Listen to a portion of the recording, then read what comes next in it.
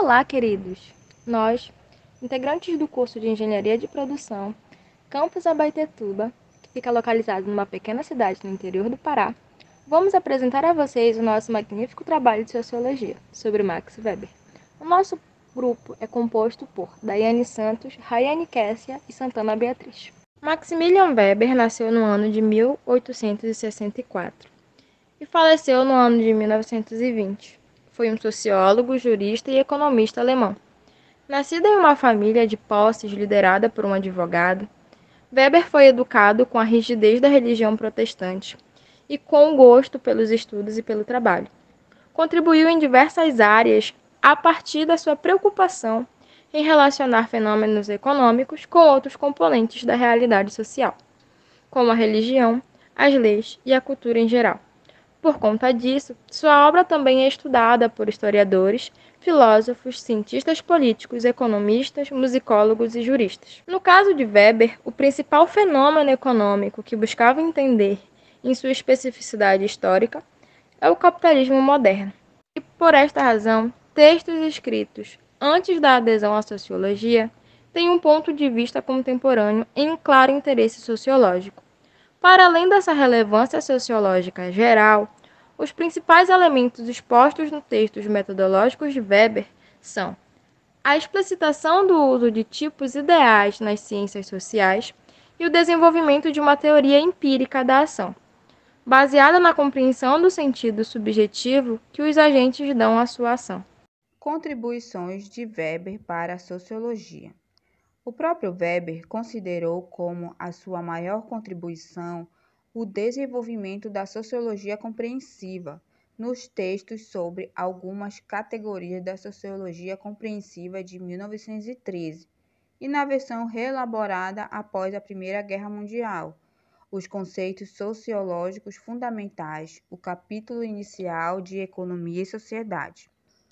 Tanto a sociologia compreensiva quanto os diversos textos metodológicos que fundamentam essa proposta são essenciais para a teoria sociológica e há um século influenciam diversos sociólogos, em especial aqueles preocupados em explicar a realidade social através de uma teoria da ação.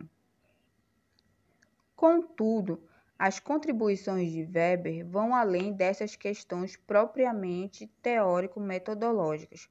Para citar alguns exemplos, os seus estudos sobre as éticas econômicas das religiões mundiais, iniciados com a ética protestante e o espírito do capitalismo. Sua obra mais lida e para muitos a mais importante. São textos essenciais da sociologia da religião. Também a sua descrição tipológica da burocracia o torna um autor importante para a sociologia das organizações.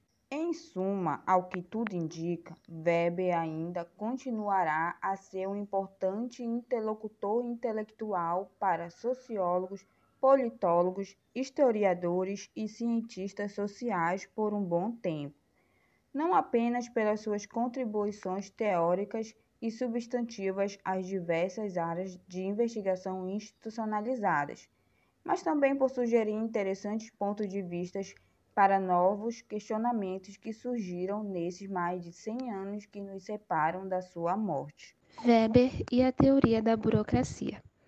Weber define a burocracia como a estruturação formal da organização, permitindo dessa forma organizar atividades humanas para a realização de objetivos comuns no longo prazo. A ideia de burocracia está intrinsecamente ligada ao conceito de autoridade. Segundo ele, existem três formas de autoridade: a autoridade tradicional, baseada em tradições e costumes, práticas passadas de uma cultura, pode ser encontrada nas figuras dos patriarcas e anciões, principalmente das sociedades antigas, apesar de ainda hoje existirem. A autoridade carismática, baseada nas características físicas ou de personalidade do líder em questão. Os seguidores reverenciam seus feitos, sua história e qualidades pessoais. A autoridade racional legal, é aquela garantida por regras e normas oriundas de um regulamento, que é, por sua vez, reconhecido e aceito pelo grupo. Weber acreditava que a autoridade racional legal era a mais adequada para o ambiente corporativo, uma vez que não é personalista, como as outras duas formas. Desse modelo de autoridade surgiria o tipo de organização a qual ele deu o nome de burocrática.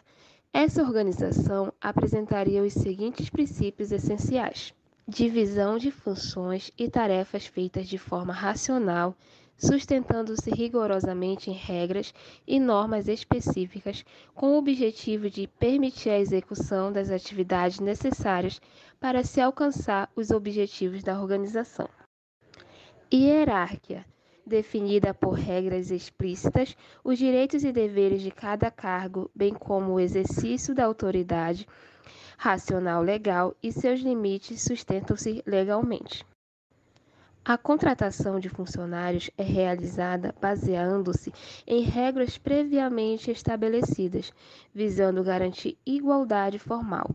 Somente um indivíduo com preparo técnico adequado, segundo quesitos pré-estabelecidos, poderia se juntar ao quadro funcional da empresa.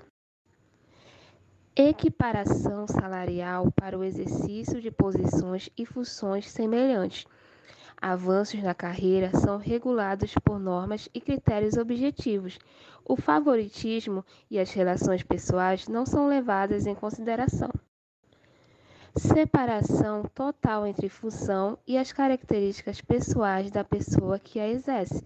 Regras e normas que ditam os direitos e deveres devem ser seguidas por todos conforme o cargo e a função. Uma das críticas que se faz ao modelo burocrático é o enfoque baseado na previsibilidade e estabilidade, sem levar em consideração as alterações no cenário externo, a qualificação dos membros da organização, a tecnologia e seus avanços. A teoria burocrática possui uma postura altamente técnica e mecanista. Além disso, a preocupação é apenas com a estrutura e seu conjunto, cargos e funções.